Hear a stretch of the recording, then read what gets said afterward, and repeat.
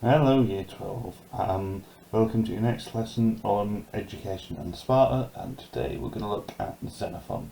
So in your fancy books, can you write down the title, the aim, and then just as a recap, can you write down 3 key points that Plutarch made about the agoge? If you could only do 3 points, what would those 3 points be? So in our last lesson we obviously looked at Plutarch and what he had to say about education, particularly of boys and girls. So given that you've got 2 really key sources for the Sparta course, we're now going to look at Xenophon. It is important to look at both sources. It is important to look for comparison between the two where there's similarity and difference.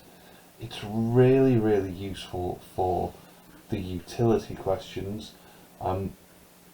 Simply because that if you get a source in the exam and it's Xenophon or Plutarch, the best thing you can do as well to talk about why it's useful or what it tells us is look at, well, does it agree with the other? So how similar are the 2 sources? Bit of a spoiler, they will be similar. And again, like it says before, the expectation is that you're able to work with at least 2 core sources. They're not massive. It's the same for the essay questions. If you can say what Plutarch says and then compare it to Xenophon, that will obviously increase your AO3 mark. So it's a bit of an easy win having 2 quite short sources that are comparable. So again, now straight to the text and some relatively straightforward questions. So it said, what I want you to do, read passage 2 of Xenophon. Given that it's not massive, it's probably a good idea to read passage 1 as well. I've added that as an extension, but I think really it helps if you do both. So, read your copies of Xenophon, answer the questions on the sheet that's been attached. Again, they don't need to be massively long answers, but they should be enough that it will make sense to you next year for your exam. So you're building up some structured revision notes. That's ultimately what I'm looking at. So I don't mind how you do it. Do you do it on the sheet or not? This is one of the things I would like you to upload to Google Classroom, please. So pause this video while you now go through the passage of Xenophon passages and complete those questions. So now that you've got familiar with what Xenophon says, it's time to go back to Plutarch as well, and it's time to compare the 2, hence why the annoying go compare man is there. I'm very sorry about that, but I'm not really. So obviously, given that these 2 writers are writing about the same thing, there is going to be similarity between them. Another thing that's also going to be really useful to remember, and if you look in the front of your source booklets, or if you've got the physical copy, that is, you'll see numbers 1 to 10. This is for you to write 10 key AO3 points. One reason there is so much similarity between the 2 is because Plutarch, who is writing significantly after Xenophon, did use Xenophon as a source. So there will be obvious comparisons. There are going to be some differences though, and there may be some bits included in one and not the other. And there will be lots of different reasons for these, and this is what we'll get into when we're back properly. So the important thing really is about using a range of sources rather than saying which one is better. This should be more akin to the kind of stuff you've been doing with the Rome side of course, where you've got 1,020 sources.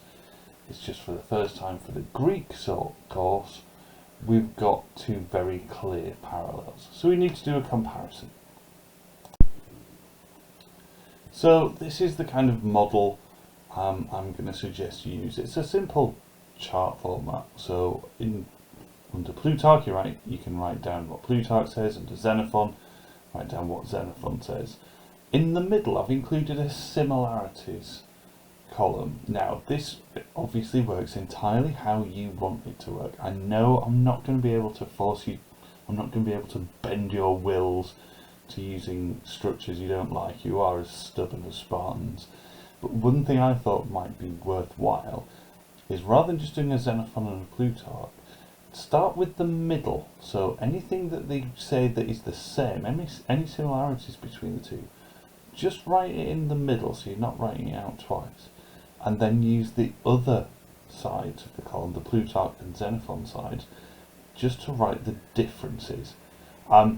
Again, obviously, you do it your way. I'm more than happy with that. You may want to start with the similarities and just write the comparative points in Plutarch and Xenophon.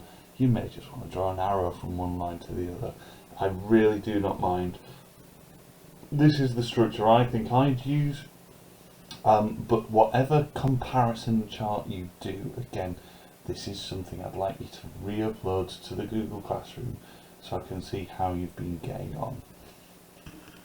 So just pause the video, draw the chart in whatever form you wish to do so, and then if you can complete it, bullet points on charts are always best because it's an overview. You've done the detailed analysis, you've done the detailed reading, you don't need to go into tons of depth. It's just like a roadmap to where the similarities and differences are. And last but not least, as we did with Plutarch pretty much, as a summary, can you now summarise Xenophon's coverage of the agoge in less than 300 words? So you could take the route of what does he say, or how are you going to summarise what he says in 300 words, or you could just take the more advanced route and write less than 300 words about how he compares to Plutarch. And then just a fun little caption competition. What do you think this guy in the bottom is looking so sad about? Give him a caption, and if you want to submit the caption back onto the Google Classroom, that will be lovely. Okay, so I'll see you all soon. Good luck with this. Hope it makes sense. If you have any questions, write me a post on the Google Classroom or email me or just shout loudly out of a window. Whatever works best for you. Hope you're staying well. I'll see you soon. Bye.